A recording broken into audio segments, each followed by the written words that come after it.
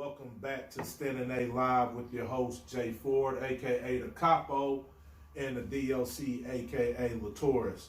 We want to thank all the fans who are tuning in here tonight on this Thursday evening, as well as our sponsors, Nutrition Plus, where health is a way of life. And not only that, fans, they are the weight loss and fitness specialists. You can contact them at 317-525-7873. Also, big ups to our sponsor, Says Boxing Academy, which you can contact at saysboxing@yahoo.com, as well as at 317-538-1238.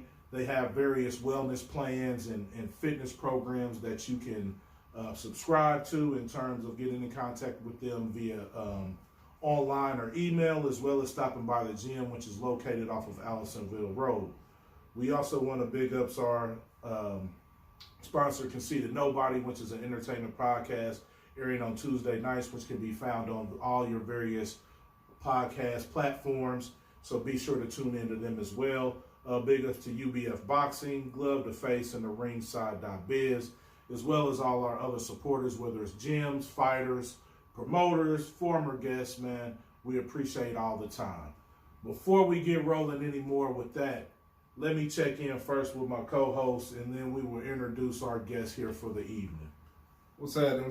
First off, man, I'm over here getting a little bit, this is organized. This is our first time recording this. I'm about to say the Stephen A. Smith. I don't know where the fuck my head is. Man. The, Standard A Live, goddamn. This is our first time doing it. doing Too many hustles. That's what and that I'm is. over here, I was over here trying to set up the title for the Spreaker and all the Spotify and stuff, and I just put Javar. And I actually hit start before I wanted to and stuff. So that's what I'm doing, man. I'm over here feeling good. We got Juvie Superstar Jones. I'm so fucking close to the situation, man, that you got to do a lot of this interview. Because it's one of the situations where you a fan of your friend and you don't want to seem biased in the interview and shit. Of course, Juvie, he a friend of the show. And like we do the Conceited Nobody together and stuff. So me being a fan of boxing and a fan of him, it's gonna be a joy for me to sit with this interview. Right, you know absolutely. So before I even go any further, the anticipation of getting the news about when he coming back to the ring, that's what we all really here for. So it's gonna be a good show, man. So nobody better than to do a live show, the first live video for Saturday Live, then with Javar Superstar Jones. Absolutely, I couldn't agree more. And as my co-host has been doing an introduction without formally doing the introduction, we do have Javar Jones, Superstar Jones, in the building with us tonight. Just say what's up to the fans, man. You know what I mean? Thank you once again for coming in and giving us your time this evening. Man, what's going on, man? It's your boy, Superstar Jones. Man, I might be, when they say boxers hit that second half of their life, that second, half of their career, and I'm thinking about changing up my moniker. Oh, okay. Well, my shit. grandma, she called me Pookie when I was little. So I was thinking about changing it to Pookie Jones. Well, shit, we gonna have to get into that tonight, man. Don't dive in too early, yo. You said Pookie Jones. Shout out to Brian. That's Brian's nickname. Oh, yeah, my nephew Brian. Yeah. Oh, that's what's up. So as you can see, fans, we have a very interesting show lined up for you tonight. But as always, before we get into everything, especially the interview with Superstar Jones, we want to flash back to this day in boxing history. We're going to flash back to this day, January 14th, 1921. Benny Leonard stops Richie Mitchell in 6 of 15 at Madison Square Garden. Yeah. I don't really be forgetting, but every time I hear 15, it sounds different, doesn't it? You know what I mean? Little train 15. Right, you know what I mean? right. Be like, they was doing it. Yeah, So it's like making me want to just always. And here's another kicker about that history. You know what I mean? When we dive back, Superstar, you know what I mean? Leonard had a professional record of 186 wins with 22 losses, 9 draws, 3 no contests, and 70 KOs. Leonard is ranked 7th by ESPN in terms of the greatest of all time. And we know when we get into some of those lists, especially you, Javar, being a fighter, we know some of those times it's a fan's bias in terms of rankings, or maybe even the era in which you watch boxing or were most intrigued and or entrenched with the sport. Leonard began his pro career at age 15, though, in 1911. So I just want to ask you this. Just I know we're gonna have our own interview, but just you being a fighter, and especially the amateur background that you had, could you imagine being a professional at 15, regardless of whatever tutelage and or direction you have had at that particular time in your life? Now, me looking back, yes, because it's like they kind of grew him into it. You know what I mean? It's kind of like you think about like Canelo. He kind of turned pro early too. You know, so it's kind of like grew. Well, I started boxing at like 13, 14, so I can't really imagine turning pro then. But say I had been boxing since 7, 8 years old, yeah, I could, just because I would have got the basics so far. Then you kind of, like you said, he had went over 100 and something. You said 100 or something pro fights? No, that was his wins. 186 professional wins. Jeez, you see what I'm saying? So it's like, by like he's probably like by his 50, 60th fight, he was probably done now. You know what I mean? Like, Man, he had 220. He had 220 fights. Yeah. Well, I see mean, what I'm saying? So I feel like he grew into. I feel like he really grew into his style. so you saying like his first half of his career, he probably really wasn't even like, you know what I mean? So if I'm getting this right, what you're saying is even at starting at a young age like that in boxing, especially in that era and how rough it is, you almost grow and mature on the job. Is that kind of what you're saying? You know what I mean? Especially with the volume of fights and how they fight. Yeah, I can dig that. You know what I mean? The funny thing that not funny. Let me correct that, fans, for y'all think I make jokes about fuckers' expenses or losses thereof. But what I found intriguing about his particular story, there was reference to the fact that he lost most of his fortune in the 1929 stock market crash. You know what I mean? Now, at the same time, though, he was a person that owned a series of flats. You know what I mean? I think it was either in New Jersey or somewhere. He was somebody that had an entrepreneurial portfolio, especially for a boxer, way back then, to earn money and be thinking. I think he had parts in a dress company and just various things. So to hear about people taking that dive once again, but it shows you, regardless to how you amass your fortunes, it's always something that could gobble them up. What you think? You know what I mean? I wonder what exactly happened in this situation. To veer a little bit away from boxing, the irony of them saying that he lost his fortune in the stock market or in the famed 29 crash, which led to the so-called Great Depression, is that he was Jewish. Yeah. And what's remarkable about that to me is that the Rothschilds and other bankers benefited from the crash. That shit got a lot of twists and turns. So I wonder how authentic it was about him losing that money. As far as him as a fighter though, 220 fights, man, that's some amazing shit. You know, it was the times where it wasn't a lot of things where they talk about the pitfalls of you just fighting, getting your head beat in. The medical staff wasn't as well versed in exactly what was going on. Right. To where sports science wasn't shit. Yeah, shit at all. Straight grit. Like you go on the train, you gonna be ready when they come. Any second, nigga, we fight. I gotta call. Tell your mom be back later. I'm going to fight. I gotta go fight. But like we hear people who do, like mentioned about the 15 rounds.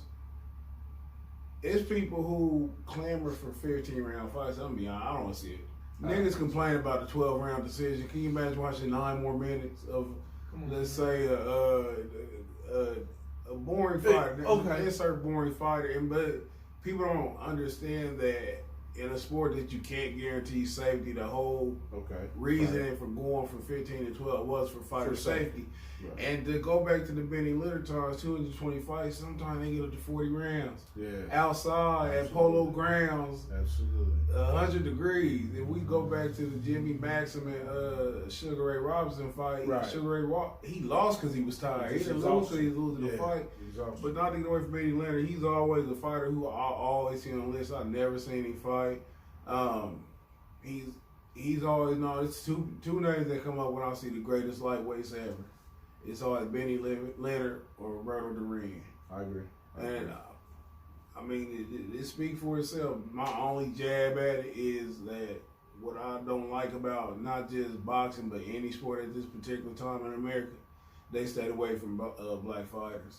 All right. So, okay. And real quick, just to put that in perspective, when we hear about, and I'm on my soapbox right now, but when we hear about Satchel Paige or Josh Gibson, and they refer to the records as being this and this in the Negro Leagues, Right. I think you only call, like, say, the Babe Ruths or anything that's pre-Jackie Robinson, the white records.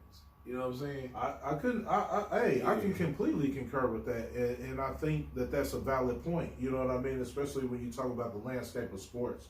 Sports is not, when you think of gladiators, it's not supposed to be divided where there's sectorial champions, so to speak. You know what I mean? It's supposed to be a champion of the land or a champion of the people.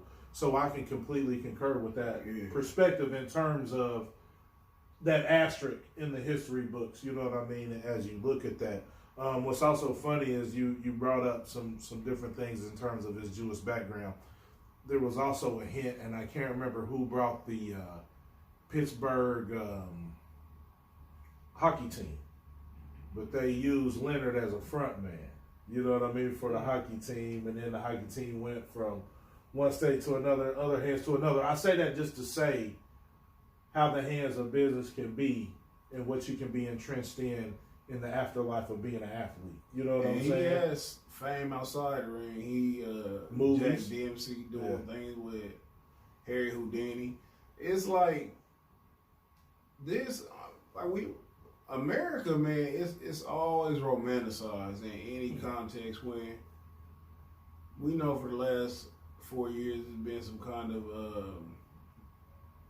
angst associated with Make America Great Again. Right. That right there, like the era that Benny Leonard was in, this was like the peak for white America. In the context, it was just like right after, it was almost like at the beginning of industrialism. Mm-hmm. You got cars coming on the scene and stuff, you know what I'm saying? A few years later, you get the TV, the airplane, you know what I'm saying? I mean, it was... You're talking about industry, just on everything on like the bus. American made, where the money, you know what I'm saying, incredible. This is probably the 20s and 30s is probably the most romanticized period in American history from a particular perspective. So, just on some nostalgia shit, man. If you gotta listen to your great grandfather and shit, you go. They wish you could have went to the speakeasy. Right. Look, you could have got some rode the Model T to the fight and shit. You know what I'm saying? Right. Jack Dempsey.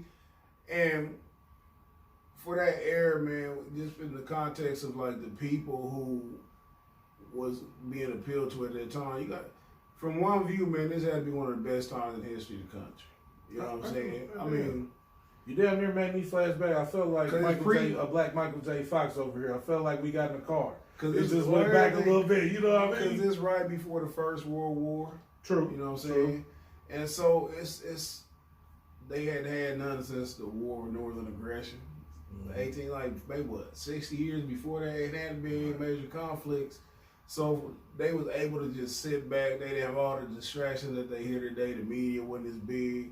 You could really go to sleep. It's no lie you can go to sleep with your doors locked, things like that and stuff. And so let me ask you one thing though, as you speak about that nostalgia. When you look during that time era, especially on Benny Leonard's record, there's a lot of newspaper decisions. So I just want to pose to you, if it was truly a media, especially being a fighter, Javar, if you could take yourself back, or even just right now, I know you want to come back and we about to get on your interview, but just in being a fighter of today, could you imagine if it was the Star News or Fox 59 given a decision, like we didn't know the decision. You know what I'm saying, versus you know what I mean, true people that you say are qualified or whatever the case may be.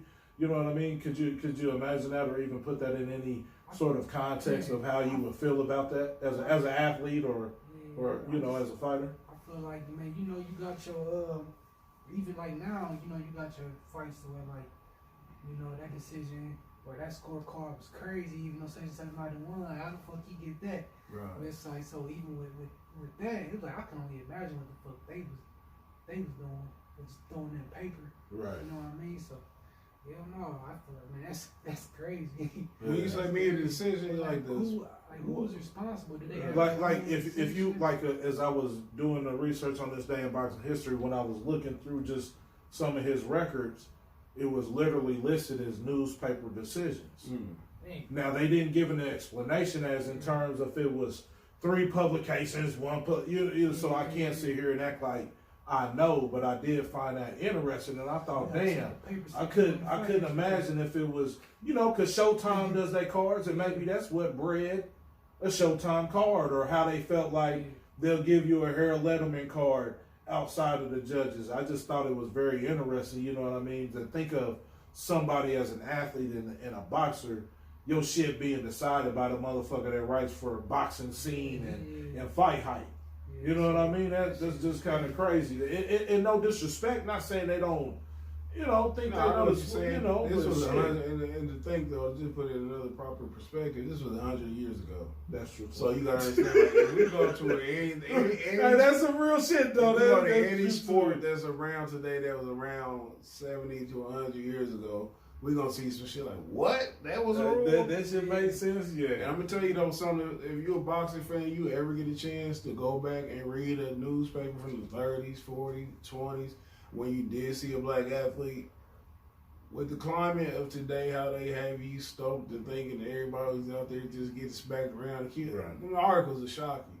Right. I was checking them out, man. They was kind of fair. You know what I'm saying? I thought I was going to see, you know what I'm saying, a pickaninny, a black boxer with a bone in his head and stuff. It looked like a gorilla, but outside of just saying the Negro, I'm not offended by it. I mean, so it was like something about boxing or just sports in general. It's like it can be a mediator for life. You know what I'm saying? I mean, it's extreme cases where shit get tore up, but it's like one of the few times that people sit down. It's like your mama cut the TV on for you and shit because you've been playing all day until you, hey, go in there and watch TV before I beat your ass. That's what boxing can be. Yeah. Calm down for a minute. Yeah, take a moment.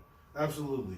And that was our This Day in Boxing History segment. Jason don't like be digging in the crates, man. He be digging in the crates. We always talk about how most people go for the, you know what I'm saying, the easy people, the Ali's, the Floyds, the Roys, and things like that. Jason don't like bring out some shit that make me had to hop on Wikipedia before I start talking. I can talk like I know, man, because in 22, man, that motherfucker, he was fucked up in 22, hey, his Model T4 got fucked up, and he was out there doing bad, man. He had to hustle, Straight up, man. It's always good to flash back, and that just also just gives us a different respect every single week on what it is to be a professional boxer. Right. Speaking of professional boxing, man, we got Super Juvie in the building. We've got Superstar Jones in the building. This is what I'm gonna say. This is what I'm gonna say. Hold on, it's Poopy. Go ahead. Yeah, that's what I'm saying. This is what we're watching an individual transcend in boxing, whether he's fighting or not. And I think that needs to be commended as well, because I think so many people, especially fighters, when you own or you got a hot streak going on and shit, it's easy to be off in the media, like Suge said, dancing all in the videos and all of that. It's another thing to stay relevant when you're not in that boxing headline, whether it be injury, whether it be health, whether it be family, whatever the concern may be that is taking you back away from the sport. So once again, thank you for joining us today or this evening. And I just want to start this off with talking about updating the fans who may not know about not only the injury that you sustained and the true depth of it, and exactly kind of where you are in the climb coming back, so, man. It's crazy because, man, I was in a forklift accident. I was driving that motherfucker, hit something, that motherfucker flipped over. The reflexes, I jumped out that motherfucker, think I could get away from it. Shit, that motherfucker came down, broke my left femur bone, trapped me up under that motherfucker, man. That was probably the worst experience. Well, of course, that was the worst experience, but it's like my body didn't even go into shock. So you're fully aware of feeling Everything. all that pain and trauma. Hell yeah, man. Like, that shit is crazy. I got a whole story behind that. Well, wait. Just let me ask you this, though. Was that the first time you broke a bone? Yeah, that was the very first time I ever broke Damn. anything. You know, so it was like... And it's crazy because we learned in school that your femur is the strongest Bone in your body. Man, I'm glad you said that shit because there's only certain shit I retain from school. But I remember that motherfucking fact. Now go ahead. It's like I was coming off 2 losses. You know, I had lost and then went out of the state, challenged the undefeated fighter and, you know, lost again. You know, and was about to rematch my first loss. Like I was supposed to fight in 2 weeks. And now I broke my leg. And you fast forwarding through some of my notes, so you gotta slow down to me. Now you all good. But in terms of that injury, and I know it's hard to think on a flashback on a quick scope, but as you're talking about things, you're saying you were poised for a fight. It's a normal day at the gig. I'm just working. I'm trying to get to that next day. Kind of just take us through the mentality of what the fuck. Now my leg is stuck up under this thing. My fight ain't happening. I had shot a mean? promo video like a few days, probably a few days before, a week before. We had just finished it. I dropped it. I dropped the video the same hour I broke my leg. So I dropped the video. And this was at the end of my shift. Like I was about to go. This is my last. You down there going home. I was about to go to the gym. Right. So, shit. Man, that motherfucker, man. I mean, the first thing I said, I just thought that motherfucker broke my leg. I started screaming. I started trying to push that motherfucker off me. Like, I could lift it Like up. you could get it, yeah. Yeah, I'm screaming. I'm like, damn, I can't box no more. Like, first thing I said, I ain't gonna be able to box. I ain't gonna be able to box. That's all I just kept saying. Like, I ain't gonna be able to box. I can't box no more. And then, shit, you know, I'm screaming, trying to lift this motherfucker forklift off like me. Then, I'm realizing, like, then the pain from the, you know, I used to realize, like, damn, this shit really hurt like a motherfucker. So I'm trying to, like, I started pulling away from it, so I started separating the bone. Right. My legs started stretching, separate. So I had to go back and like connect it, like line it up so they didn't want to hurt that bad and stay right there. And then when they found something to kind of lift the forklift up, try to get me from under there, my boot was still trapped. My foot was still trapped. So when they lifted up a little bit, I tried to pull, my foot was still stuck. So I just pulled my leg, stretched that bone apart even more. Man, then they finally, you know, went through all that shit. They finally got that motherfucker up to where I grabbed my leg, then they grabbed the back of my shirt and had to pull me out, you know, so I could hold my leg together. Then I'm just out there laying on the ground, man. See for probably like 30 minutes before the ambulance got out there. Came out there, put the stretcher bed on the ground.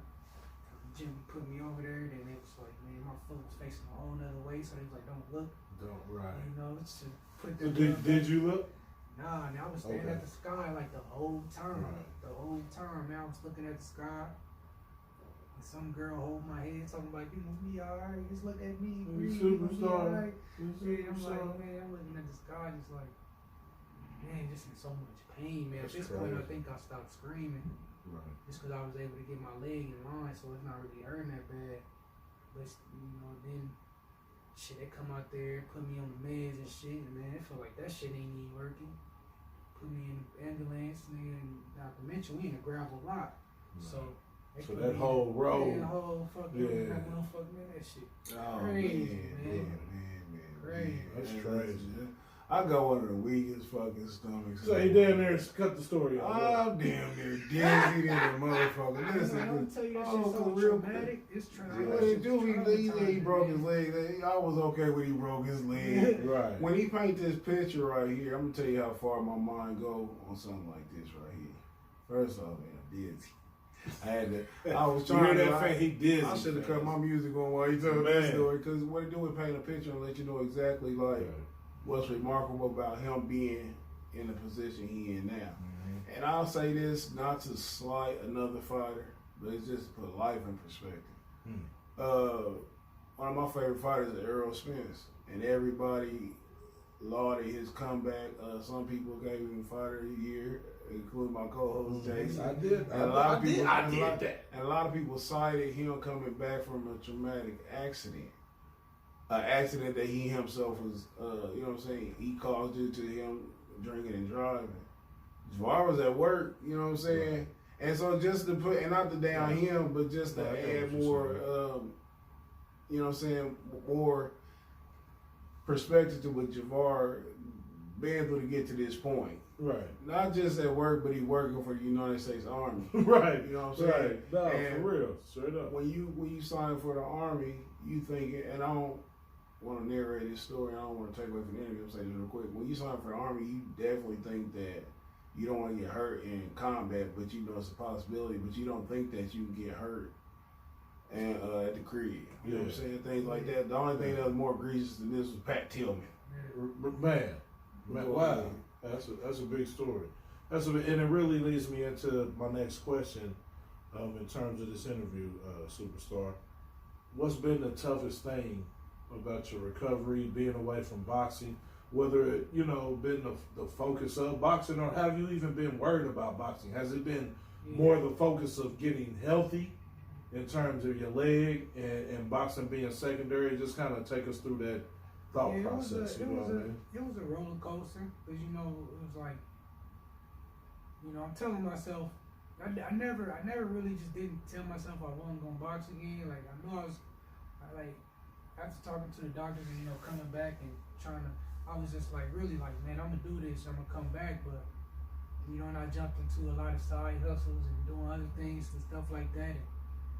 And you kind of got friends that's in boxing, and then they like, man, this shit ain't shit, man. Fuck this sport, man. It's some trash, and shit ain't the game no more. And we gonna make money over here and do this. So I kind of got it, like doing the side hustle. It's like I don't really want to put all my stocks in boxing no more. Right. So it was just a roller coaster of that, and then it's getting to a point where like, man, I've been doing this for 14, 15 years, and any time that I've given my all to boxing, I've got something great out of it.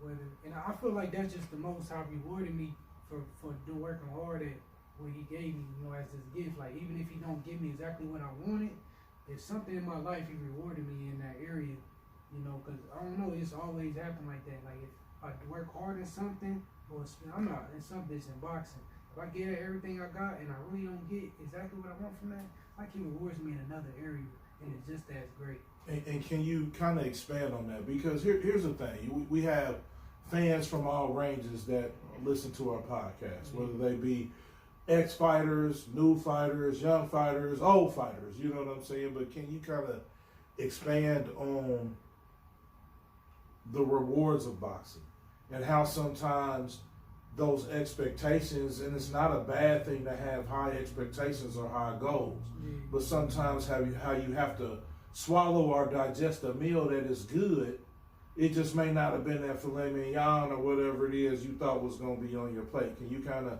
talk about that to the younger fighters more than older guys, but just how to digest certain things within the sport? First, it's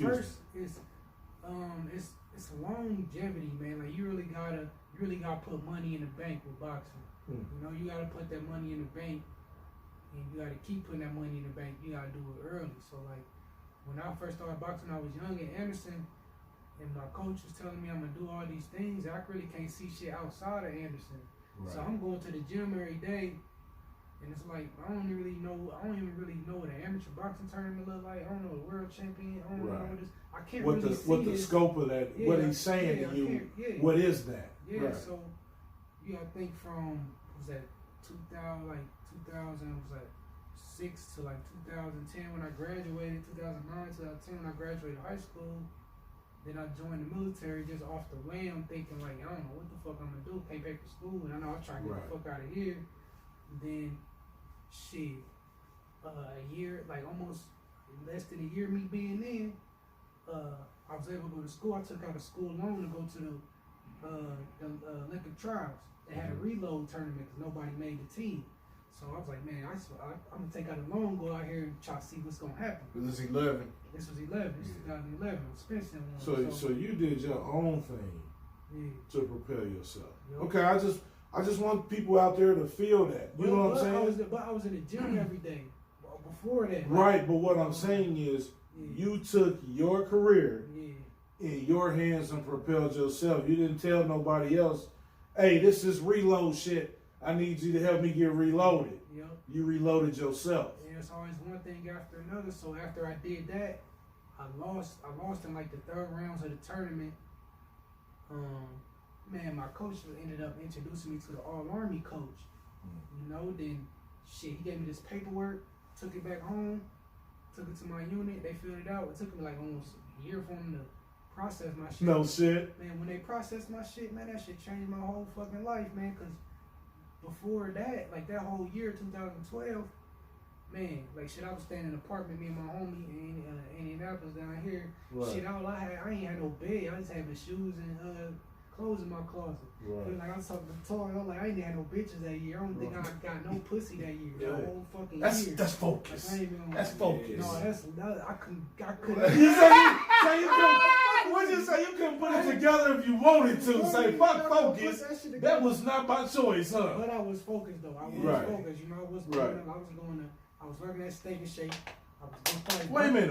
Oh, whoa. Slow down. So you in the Army Yeah.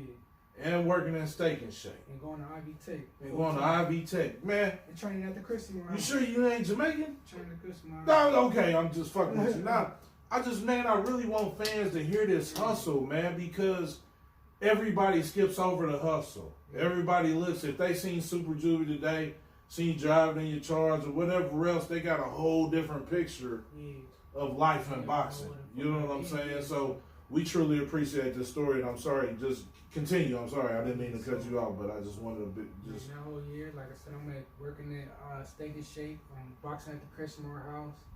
And then, going to Ivy Tech downtown. So shit, it was sometimes I really didn't go to the crib. I just slept in the parking lot just so I can make it to class or I can make it to the gym.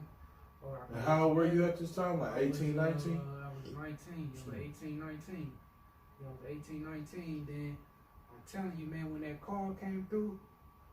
You talking about once your paperwork? All the paperwork came through, man. They flew me out there. I was getting I started making like $1,400 every 2 weeks, and they was paying me $100 every Friday just for per diem. Wait a minute. Like it was a $90 phone bill. So this is all the 1400s coming from being part of the Army's boxing program. Yup. No shit. That was like for 2.5, 3 years, man. Like so can you kind of go into that in terms of explaining it a little bit? Not fuck the funds like dollar for dollar, but just explaining why you get that money. Is it because you're part of now the Army's boxing program, so you get a new stipend or something? Like being on active duty, like somebody active duty, and whatever their job is, they getting that check for the job. Yeah. So boxing became your job. It became my job. Yeah. Wow. My job as an amateur. I feel like I've been telling people I'm probably one of the highest paid amateurs because as a National Guard coming in, I was getting paid more. I wasn't getting paid like active duty soldiers. They was getting paid on the 1st and the 15th. Right. I kind of was getting 2 checks every month. I was getting 14 every 2 weeks, but it was like I was getting more than what they was getting. Then I was getting $100 with the per diem every Friday. So shit, you talking about? I wish I just had financial literacy too, just because going from nothing, you know what I mean, to having that, I mean, I was blowing so much money, just like blowing it. But even then, and I understand what you're saying about having certain tutorials in terms of finances, especially with black people, because we're in a situation of survival, not having it to learn how to save it. But in the same breath, don't you also think that being a 19-year-old young man, that it's also part of the stripes? I'm not saying you wouldn't have done different investments in terms of maybe gotten started, but I'm saying in terms of being 19, man, you know how fucked up I was at 19? Like in terms of just going to school and fucking off thinking 40s and beer night was the shit, Thirsty Thursdays and shit at school, and you telling me you had a job at Steak and Shake, you in the service, you know what I'm saying? So I'm just trying to just give you that in terms of that's a hell of a path, and it had to be a certain drive within you. So shit, I went out there, camp. I met my first day at camp, man. I had this mirror. You had this mirror, man. I used to go look in this mirror every day and just be like, thank you. Like I'm like, Right. I was to me like this was him talking to me. If I'm talking to myself in the mirror, I'm like, I'm here. Like you getting paid to box. Right. You getting paid to box. You know, so and take it seriously, work hard. You know, and there you go. You know, and shit. And let me ask you this in terms of transformation. So you're a young individual, and we know you have various accolades on a national level through the amateur programs. You know what I mean? But I want to kind of start to move as being a pro, right? So Javar is coming from that. He's learning about money. Whether I saved it all right or not, I'm learning about money and per diems and certain things. What's the biggest thing, excuse me, that you feel like the Army program instilled in you, beyond the finances, I mean, instilled in you that transitioned into your professional career that is a milestone or a brick of foundation, so to speak? Discipline and work ethic. Guys don't make weight. Like, they make weight, but I've never lost on the scale. I'm never going to lose on the scale. I don't care what I fight at. You know, and I'm gonna work hard. You know, every fight. You know, if I got a fight coming up, man, I'm gonna work hard. I just feel like guys be cutting corners. You know what I mean? Guys just simply don't make weight. I just don't see that. You know. For the young, discipline and discipline and hard work. Right, but for the young fan, I don't want to skip over certain jewels you dropping right now, because for young fighters out there, they cutting corners. So just explain what you mean by don't cut them corners. Speak to that youngster. This is what really, and I was trying to get back to this, but it's hard. It's hard. I was in the controlled training camp, so man, we ran. Man, we used to go to Joyce. We go to the chow hall, and they'd be like, "Look, the All Army boxing team here." And me and my homie be like, "No, the All Army track team." You know what I mean? Because we running. Yeah, we ain't punching shit right now. We probably had two, 3 Sundays off of like not running, but it was like we literally ran every fucking morning. But me and my homie came to that conclusion, like at the end of it, like, bro, how great of in shape we was. Right. We was in we was in incredible shape. I think that's all we're doing is training. We probably train no more than 3 to 4 hours a day, broken up into 3 different sessions. You know what I mean? So you got rest of the time to rest your body, relax and stuff like that. So that's what's up, man. That's what's up. You taking me in, and we've had the pleasure of speaking with you various times. You know what I mean? But I'm learning things about you, especially with some of the background of the Army and what it fed into you as an individual, not only as a person but also as a fighter. Before I kind of just start to give it the other way, because I do want some of that homegrown lineage to be part of this interview, whether my co-host wants that to be done or not. I think it's necessary because you guys come from some of the same backgrounds and roots. But I do want to ask you this, because you alluded to this very early in the interview in terms of your loss to Ricky De Los Santos.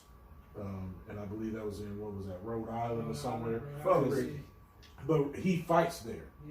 Pretty much all his fight, he's homegrown to the T. But I want to ask you this question in terms of, and fuck the laws, just how did you feel in the moment? Did you feel prepared for that moment, or did you feel I felt there was prepared. Something a little lacking? Fuck the win, lose, or draw, like I said, I'm just talking about the It was moment. my first time going back down to 126, and I felt like maybe we could have got down a little sooner just to get my body a little more acclimated to that weight. So, but even with like doing that, and I got a lot out of that fight just because I was dealing with like my body. I was dealing with a lot, like just from the second and third round out. Like I told my coaches, I came back to the corner the second round. I'm like, man, never mind. I said, never mind. I said, ain't nothing wrong. Right. I said, I was like, because it ain't nothing I can do now. I'm here. Good, yup. I was about to start, man, my legs. Cause my acid reflux. I'm trying to learn how to tame that. Right. You know, and shit, I thought I was about to start throwing up just cause my acid reflux. Yeah, you feeling it up? Yeah. My legs got so weak in the fight, and I was just like, man, fuck that. Ain't nothing. All right, I'm good. I got to my coach, I'm good. You know, so shit, we battled it out. You know, and shit on the good, man. I'll beat the fuck out that motherfucker, man, any day. You feel me? Like, that's an easy fight for me. That's an easy fight. Right. It was just me dealing with dealing with that, and then fighting a hometown guy, you know. Yeah. You know, so. I watched that fight live, and when you told me your legs are fucked up, it reminded me how the first fight. This fight right here, just being honest, I felt like he lost it, but I felt like he could have won it or should have won it. The first loss, right? No, the first loss, I felt like you fucking won. Yeah. The first fight, I felt like you. I felt like, dude, That was the one that was here. I didn't know because you told me both times your legs was feeling funny though.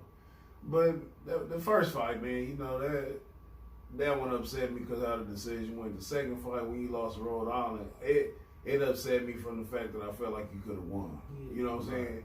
So that's what bothered me in that one, because it's like mentally, you know, I'm same place you had, run that shit back. You know what I'm saying? That kind of shit. But like I always say, man, like when I see you lose, I feel like I lost.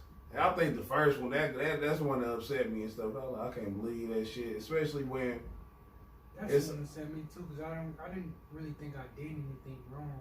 Yeah. You know what I mean? I fought. He was a rough dude. MMA. That's the dude, only he's thing. Bigger. I'm gonna tell you, he imposed himself. Like he imposed his side, but as far as the punch and the clean hits and shit, I think that you won that fight. It was close, but I don't think it was like he won it all. But that fight in Rhode Island, you could tell that. First off, they watched you as an opponent. I believe they saw your record, and I don't know what exactly they thought, but I think it was tougher than they thought. But you could tell he had the poison of somebody being at home. You know what I'm saying? He had the comfort. Yeah, he was comfortable. But Javar looked focused to me. Javar looked focused and stuff. He came out to that motherfucking J. Cole and shit. I said he in his zone. And I was disappointed how that shit turned out. And just on the topic of the hometown shit, I can attest to everything he said about looking around at Anderson and trying to figure out like which way is up. Like we don't. And Anderson is insert any small town to mid size. Even large inner city, we all go through the same thing where we live off dreams and hope. You know what I'm saying? And it's always a hope or a dream that's outside our community. So Juvie is on a short list of people, in particular athletes in Anderson, who left and can come back with a success story and inspire. And just to name a few on that short list, rest in peace to Johnny Wilson, he was one. Bobby Wilkerson, Ray Tolbert, Jermaine Allensworth. I don't know y'all. He played professionally for Pittsburgh. Yeah. So, and Julie, remarkably, is on that short list. You know what I'm saying? It's a few people who had potential to be on that list who can come back and talk for various reasons and stuff. But when you sit here and the things that he said, the going to school, the working, the being bitchless, all those things are deterrents and shit. You had to get that one in there being business for you. All jokes aside, these are things like I hear people who like, well, I ain't boxing no more because I had to get a job. Right. Or I had to do this. And that's what you get when you get what I'm saying. Because when you love, I mean, it's like a relationship. If you love it, you're going to fight for it. You know what I'm saying? There's gonna be fucked up shit within it. You ain't gonna be happy all the time. Yeah, you gonna hate it. Yeah, for real. And out of all this, and we're gonna talk about his comeback or whatever, but the biggest thing that he stated in this conversation was like the ability to adapt. Some people get knocked down and they cry about it.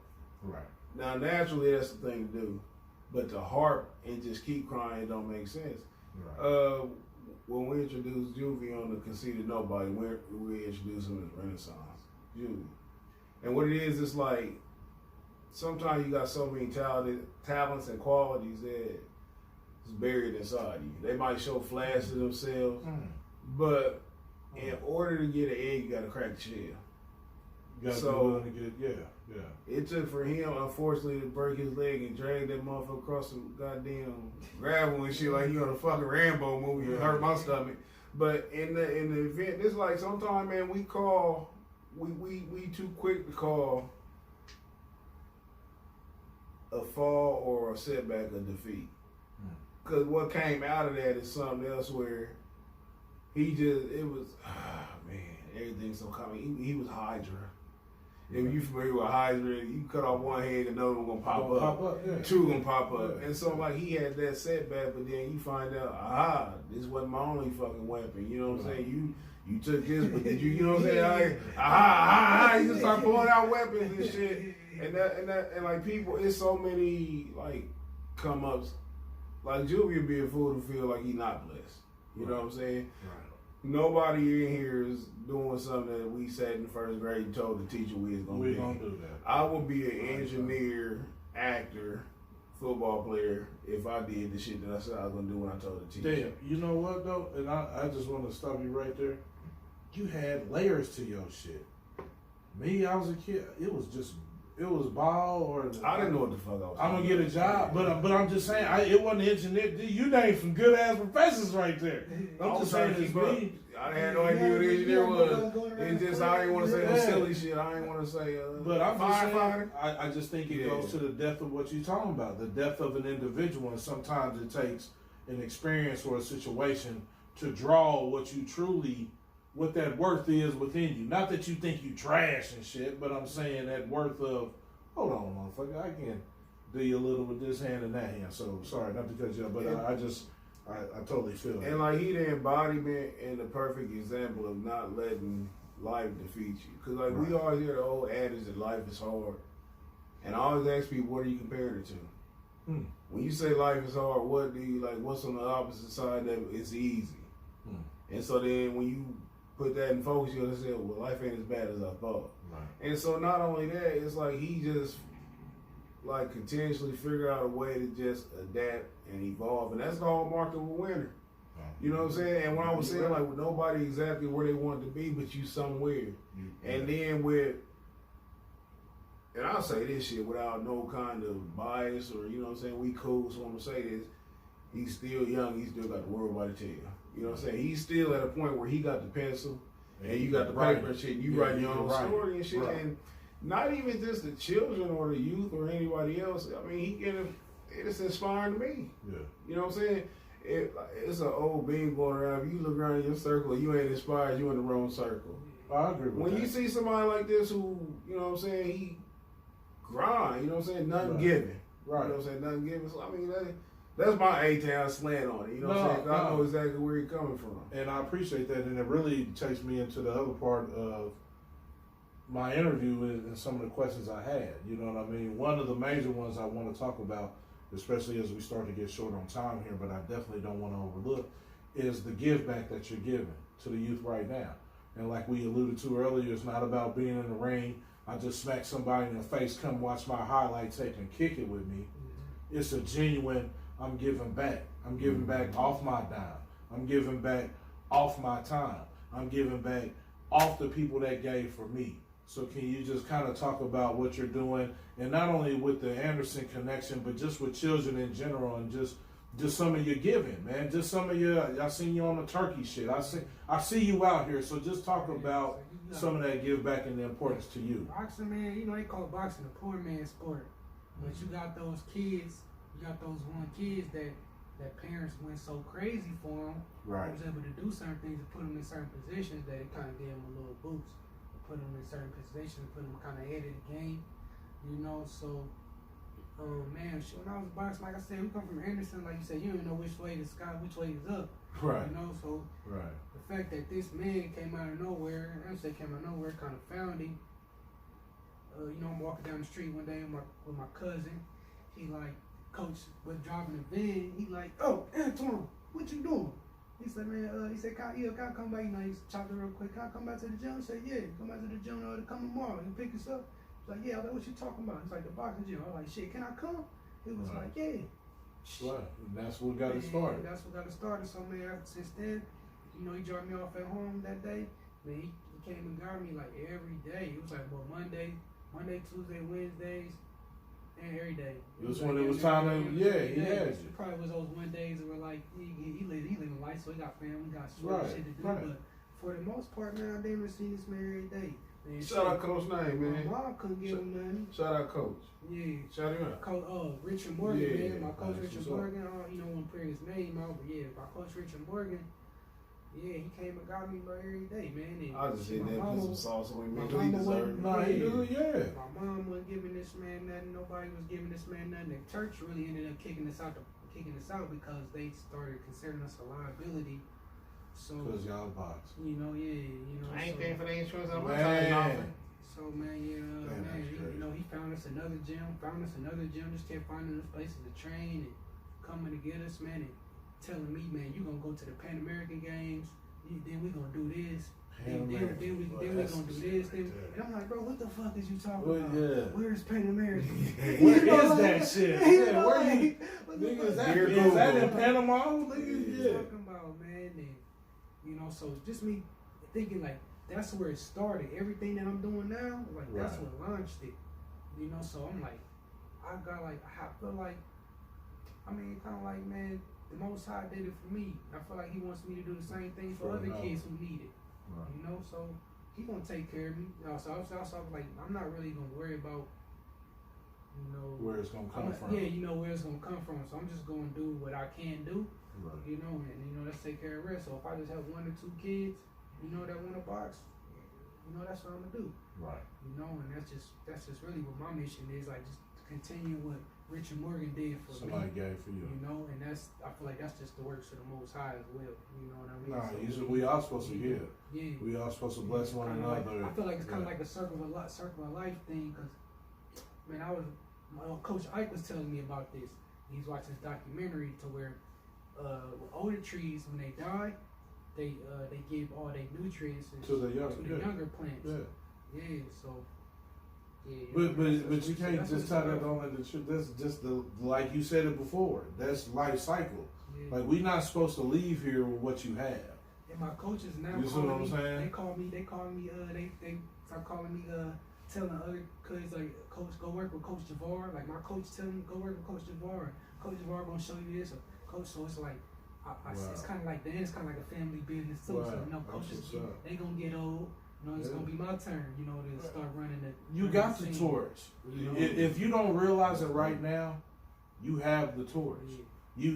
You are showing other individuals what to do, whether they realize it or not, or whether you realize it or not. Other fighters have that responsibility where they want that culpability or not, meaning to dish that out. Some may say, I don't, fuck that, I'm done, and when I'm done, I'm done. But I think what you're spurring is the fact that even if I'm still competing, I can still be a teacher and an instructor, and it's almost better for me to be that when you can see me being the other thing. Sometimes versus when I'm telling you about what I did.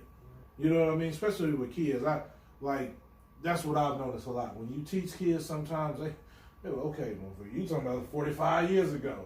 I want to see what's happening today. So for you to be relevant, have a story of a comeback, have a story of a yesterday, and have a story of tomorrow, I think that's huge for kids, man. And we just want to commend you for the work that you're doing with the youth. You know what I'm saying? And I got another question before we close this out, but I do want you to just kind of share with fans and or families how they can get in contact with you. Pause. What's up with the comeback? Oh man. Oh, we ain't did a little, that's why I said we come back. You get the information. No. But in terms of, I didn't want to let it miss. Yeah, I guess that was my thing because I think there's people out here hearing this Yeah. and they may not be aware of it, Yeah. and so I don't want it to get stale. So before we moved on, just if you just kind of let them know the work you're doing and or the gym you're doing it in. Man, I'm at 2 different gyms right now in Indianapolis. I ended up getting a location in Anderson. A guy ended up giving me the keys to a gym down there. Oh, that's what's So up. shout out to him. Who? His You name didn't is shout him out. You said the guy in the ghost riding the whip. Hey, Tahira, it's a Mexican guy, man. Okay, but he showing love. That's Pablo. Yeah. Medellin. That's coming from Medellin. So they still do their I'm thing. I'm back working with my, it got to a point where man, I gotta get back with my coaches. I'm Right. trying to get back in crazy. I'm trying to get back in fight shape. So now I'm just doing it. I've really focused more on on weekends and like after hours, certain days that I'm not really training too hard or doing something too crazy that day. But weekends are my main focus. That I'm working with kids. I'm at American Top Team. I got the keys to that gym, full access. I'm at IBG. You know, working on it's like off 21st and Emerson. So I got one on the east, kind of like one on the east, kind of one on the west a little Right. bit. So I kind of moved between that and.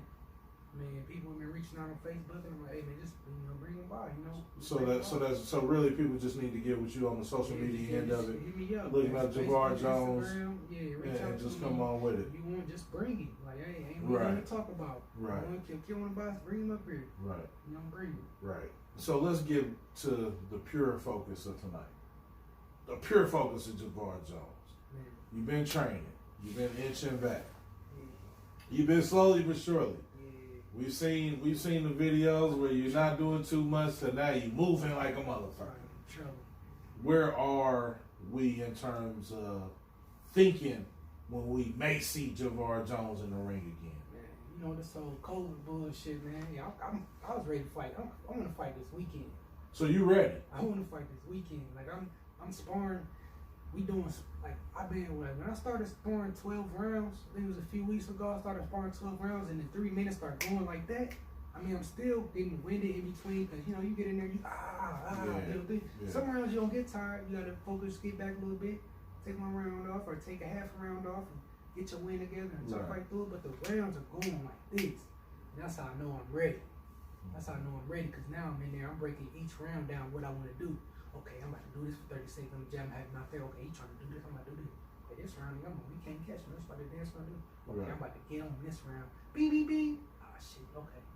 So it's just like, now I'm just like, man, I'm ready to get in there. I'm ready to make it. I've been getting a lot of offers. People been sending me offers, and I don't want to get in, like, I don't, it's crazy because, like, how I look at this shit, man, it's like, motherfucker, you want to fight me, come fight me. You feel me? Now, I don't feel like you can't beat me, so I'm going to fight you. But it's like, of course, it's a business, and we got to do everything the smart way. So we want to come back home. They say April. They're going to let us back open, and we looking at securing a wigwam, which is going to be huge. Mm-hmm. I feel like if we do that, I feel like I can maybe get a fight deal there. They like, man, he's selling this, he doing this, man. We want you back in August, plus you homegrown. So anybody don't know the Wigwam, Google Wigwam Anderson, Indiana. Google it, man. I put up some crazy photos, man, from back in the days. Like, that's crazy, man. So I'm like, man, we can pack this mug out, man. That'd be legendary, man. So that's what I'm looking forward to. April at the Wigwam. That's what's up. That is legendary. And let me just ask you this also about your comeback and where your status is right now. Is there anything like in your mind that lingers? Like as you moving in that ring, do you certain movements you like, ooh, I'm not gonna move that way because you're thinking about your leg, or is it's purely I'm in there and I'm moving? It's going, I'm in there. I feel like motherfuckers can't really hurt me. It's just gonna be about me being in shape, being ready, being not getting tired. Motherfucker can't. I just really feel like everybody can't hurt me, And I just really feel like I'm training to make myself invincible. And that's how I think about every time I go train or anything I do that I go work out. I be trying to kill myself. Right. Like, man, I'm gonna pass out on this treadmill. I'm gonna pass out. And my coach be like, oh, we gotta do this one more time. We gotta do this. I don't even say nothing. I'm used to it. It's crazy. Do you think that since the accident, is that what intensified that focus or that desire? Like, since you had this time off, what do you think, has been the biggest gain you got? Like, as far as boxing go, whether it be mental or the way you like. The mental break. The mental break would be good. Did a lot, really good for me just to have that mental break and be away from you, because I kind of feel like, I was kind of on the fence with it, like just not doing it anymore, and like don't want to just dragging my feet with it. Like I'm not really like I really want to do this. So I really want to, I wasn't training as hard as I should have been, but I was training hard, but it's like I was doing enough. I was doing just enough. Right, to be qualified, so to speak. I had to fight, you know what I mean? Yeah, So like I was doing just enough. Now it's like every fight's gonna be a championship fight. I'm gonna beat you down if you ain't supposed to be in there with me. So yeah, the break man definitely just good for my mental. Like just to be refreshed. Absolutely. And this is my last question, man, and I saved it for last because I think it's very valid in terms of the scope of this interview and the scope of your talents, you know what I mean? And my co-host alluded to some of those extra weapons. you whipping out. You know what I mean? So we go from photographer, videographer, rapper to boxer.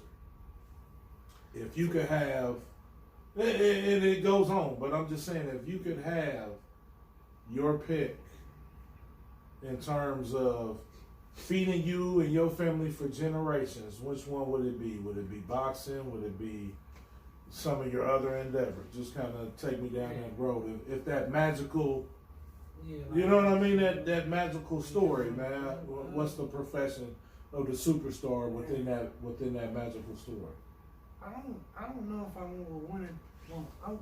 It had to be out of boxing. It'd probably be boxing or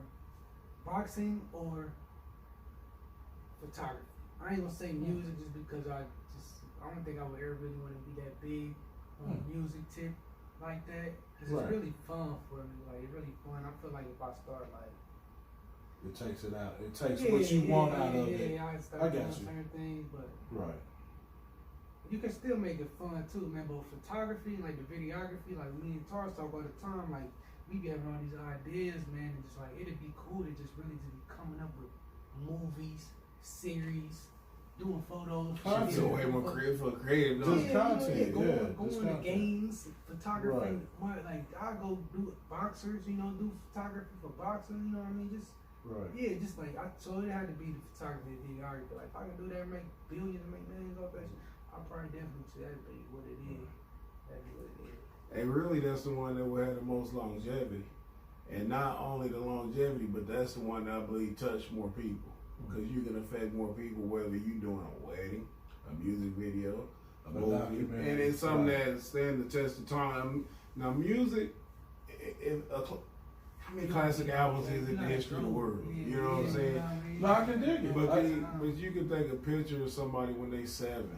And they be 70, showing it to their 7-year-old grandchild. You know what I'm saying? So you almost saying our content, our culture. OC. Yeah. I mean, even like shit, copyright. Still. They better get off me on that, Doc. But but I can feel that. I just had to ask because I think you're very talented in some of those other fields. You know what I mean? I've seen you, do promo work, whether it's your own or whether it's been for another fighter, and I think you do it with an eye that does not have any bias to say, his video ain't gonna be better than my video type shit. You know what I mean?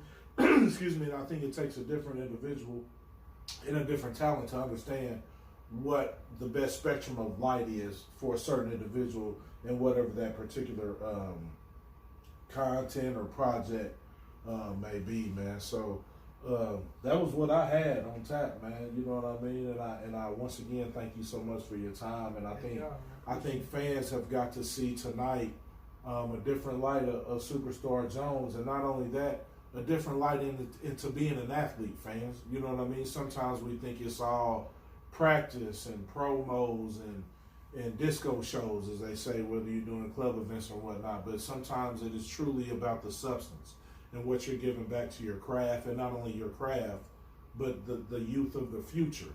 And whether that be somebody as Super Juvie is aspiring to be a boxer, a photographer, or just a great individual and an astronaut, you know what I mean? It's up to us to inspire others to do great things, you know what I mean? And we just want to commend you on all your work you're doing, especially with touching back with the youth of your area of Anderson and the city of Indianapolis, especially with all this crime and shit, man. It's crazy out here, bro. That's another thing, man. Like, people don't realize how boxing keeps these kids off the streets.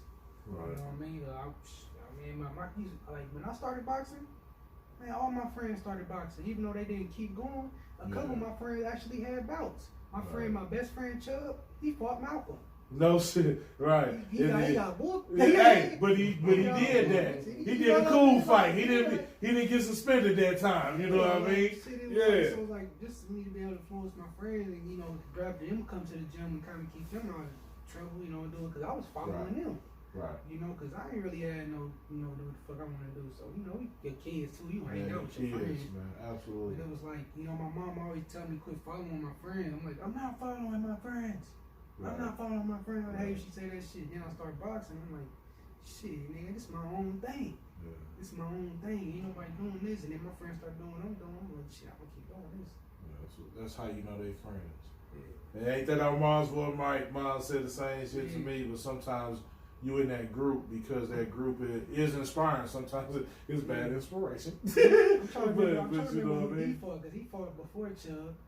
He fought somebody from Oh, Sarge yeah. Johnson. He fought somebody from Sarge Yeah, Johnson. He was well. in there street fight. No, he was in there street fight like a motherfucker. Right. He lost. But he was in that motherfucker. But he was getting it. Yeah, he was giving it. Man, that's what's up, man. Well, yeah, you want to tell everybody where you can find you on social media? Man, you can find me on Javar Jones on Facebook, my fan page, Javar Superstar Jones.